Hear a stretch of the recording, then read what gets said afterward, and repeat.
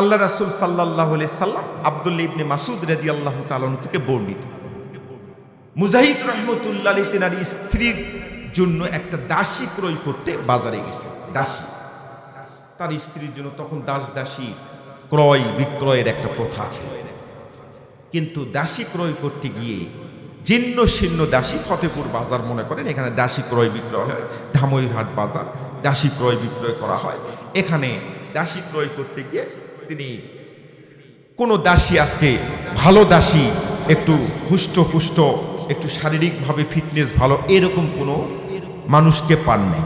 আজকে একটা জীর্ণ শীর্ণ মহিলা, বৃদ্ধ, কিছুটা মানে শেষ বয়স, এরকম একজন মহিলা, তিনাকে কেউই ক্রয় করে, কেউই ক্রয় করে নাই।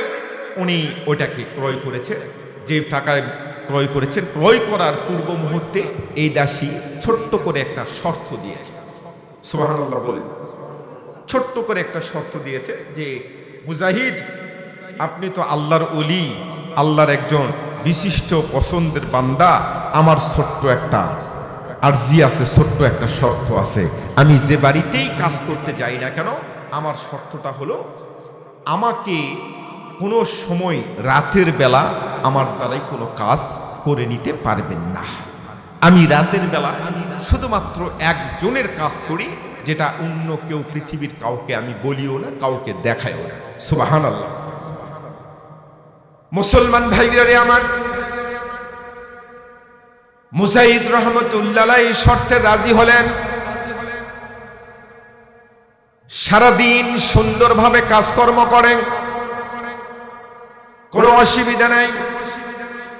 কিন্তু রাতের অন্ধকার যখন নেমে আসে, তখন মুজাহিদ রাহমাতুল্লাহ আলাইহি এই মহিলাটাকে ছেড়ে দেয়। এই মহিলার হাতে কোনো বাড়ির কাজ করে দেয় না।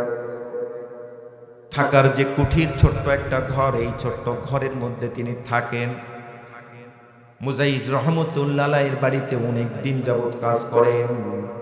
ইন দি মিন টাইম, মুজাহিদ রাহমাতুল্লাহ আলাইহি একদিন হঠাৎ করে লক্ষ্য করে দেখার জন্য তিনি চলে গেলেন। ঘরের পাশ দিয়ে চলে যাচ্ছেন, ঘর থেকে, ছোট্ট কুঠির থেকে গুনগুন একটা আওয়াজ আসে।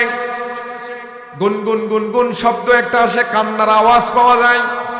মুজাহিদ রাহমাতুল্লাহ আলাইহি আস্তে করে ওখানে কষা ব্রেক দিলেন, দাঁড়িয়ে গেলেন।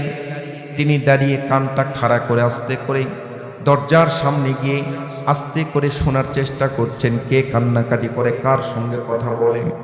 মুজাহিদ রাহমাতুল্লাহ আলাইহি কানটা খাড়া করে যখন শোনার চেষ্টা করেছেন, বন্ধুরা আমার, এমন সময় তার কানের মধ্যে বাতাস